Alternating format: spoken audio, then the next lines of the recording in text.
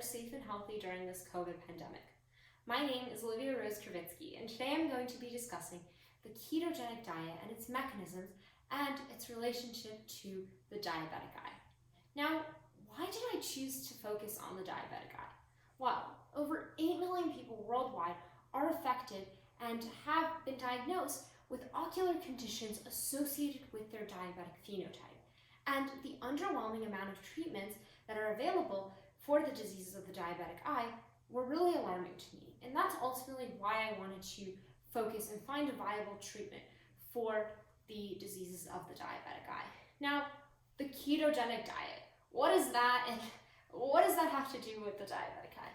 Well, the ketogenic diet is a high-fat, adequate protein, and low-carbohydrate diet that essentially has previously been used to treat epilepsy, obesity, reduce tumor growth, and more recently has been used to lower blood sugar in diabetic patients. Now, the ketogenic diet really has no relationship to the diseases of the diabetic eye, and that's a connection I had to make myself. About how an in vitro model was created. So I took the ketone body, 3-hydroxybutyrate, the primary compound found in the bloodstream when fatty acids are broken down via a process called beta oxidation, and applied it to photoreceptor cells in diabetic conditions. And what I really wanted to understand was, at the root of all these different diseases is something called ROS, or reactive oxygen species, or free radicals. And these lead to, the high levels of these lead to mitochondrial dysfunctionality. It leads to inflammation, as well as all the different conditions that I mentioned throughout my research. So I measured how 2 different types of ROS species would be affected when ketones were administered to this model of the diabetic eye. And what I was able to see is that these ROS species, or reactive oxygen species, were substantially decreased. The next logical step was to measure an inflammatory cytokine called IL-1 beta, and as hypothesized, the inflammatory cytokine decreased. Now, the next part of my research is really exciting because it's never been done in literature before, as far as I know. So the first component that I examined was telomere length, which has to do with cell health and anti-aging. And when ketones were administered to these 661W photoreceptor cells in diabetic conditions, what we essentially see is that their telomeres, the ketone-treated model, increased by 14-fold. So that's absolutely remarkable. And going back to this ROS concept, ROS directly lead to the shortening of telomeres.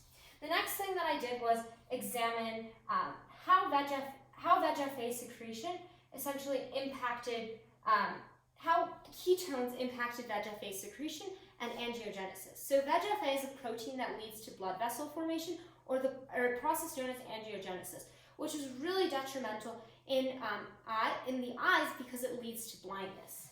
So what we see is that when ketones were applied and treated as the concentrations increased of this 3-hydroxybutyrate, VEGF-A secretion was substantially decreased. And I was able to actually take pictures of the process of angiogenesis and examine the actual amount of tube formation. Like I mentioned previously, the tube formation in angiogenesis substantially also, blood vessel formation substantially decreased. And what would a biology project be without some calculus in it? So the way I actually analyzed all these visualizations was through using elliptical integration, and this is a novel formula and method that I was able to develop through this research process.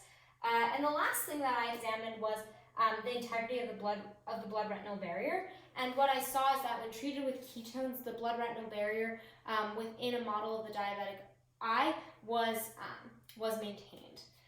And as we can see, at the heart of everything that I discussed is ROS. So arguably the most difficult component of this research was understanding how is ROS decreased, and why do ketones decrease ROS? And further research is needed to understand this.